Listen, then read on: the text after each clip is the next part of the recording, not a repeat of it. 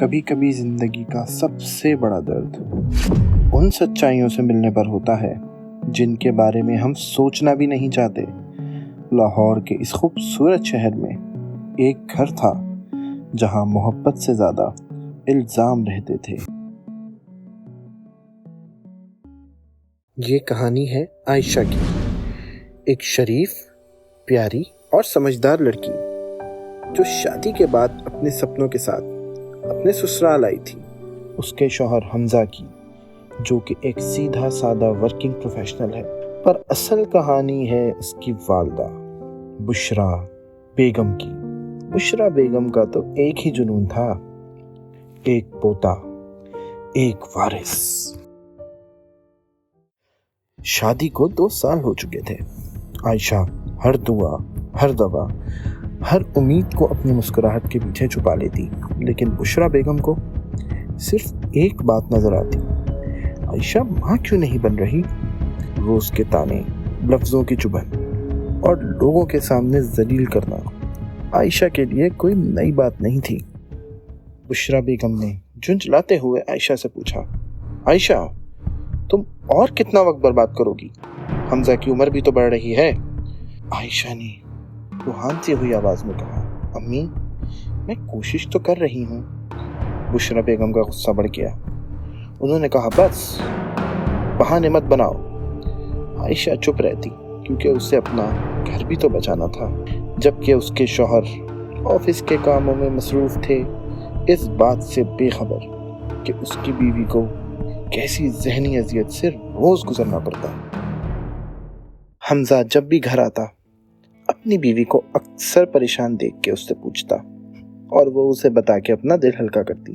ایک دن حمزہ نے ہمت کر کے کہا: عائشہ، ہم دونوں اپنا چیک اپ کرواتے ہیں۔ اندھا کیا چاہے، دیکھنے کو 2 آنکھیں۔ عائشہ نے بغیر سوچے ہاں کر دی۔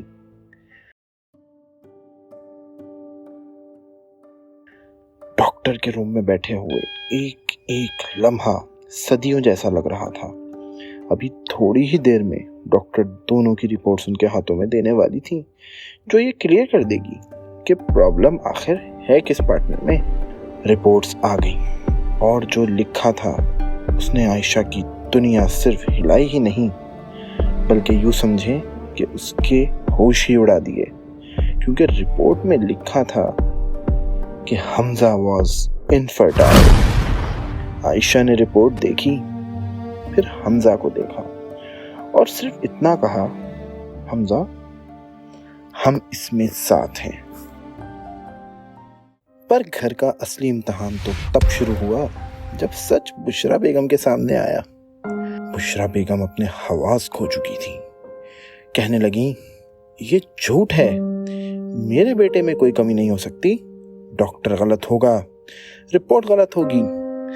لیکن وقت کے ساتھ انہیں تسلیم ہی کرنا پڑا کہ ان کے الفاظ، ان کے تانے غلط انسان کو لگتے رہے۔ جس عائشہ کو وہ الزام دیتی رہی، وہی سب سے بڑی سچائی کو سب سے زیادہ ہمت کے ساتھ سنبھال رہی تھی۔ اور پھر کیا تھا؟ بشرا بیگم عائشہ کے سامنے رو پڑی۔ بشرا بیگم نے روتے ہوئے کہا: عائشہ بیٹا، مجھے معاف کر دو، میں نے تمہارے بارے میں بہت غلط سوچا۔ عائشہ نے مسکراتے ہوئے کہا: امی، رشتے خوشیوں سے بنتے ہیں، خون سے نہیں۔ اس دن عائشہ نے صرف ایک ماں کو ہی نہیں بلکہ پورے گھر کو بچا لیا تھا۔ حمزہ اور عائشہ نے مل کر فیصلہ کیا کہ وہ اپنی زندگی کو نئی شروعات دیں گے۔ ایڈاپشن کا سوچیں گے یا پھر بنا بچوں کے ایک دوسرے کے ساتھ نبھائیں گے۔ پر ایک بات پکی تھی، وہ کمی نہیں، ایک ٹیم بن چکے تھے۔ گھر میں پہلی بار سکون تھا، کیونکہ سچائی اب ایک سبق بن چکی تھی۔ پاکستان میں تقریباً ہر 5 میں سے 1 کپل انفرٹیلٹی کا سامنا کرتا ہے، اور سچ تو یہ ہے کہ 20 سے 25% کیسز میں وجہ مرد ہی ہوتے ہیں، لیکن پھر بھی ہماری سوسائٹی میں اکثر الزام صرف عورت پر ڈال دیا جاتا ہے۔ یہ صرف ایک میڈیکل مسئلہ ہی نہیں ہوتا، یہ رشتوں، عزت اور محبت کا بھی امتحان بن جاتا ہے۔ अगर ये कहानी आपके दिल को छू गई हो तो लाइक जरूर करें, अपनी राय कमेंट में शेयर करें और ऐसी ही हकीकी और सामाजिक कहानियों के लिए सोशो स्पार्क को सब्सक्राइब करना ना भूलें।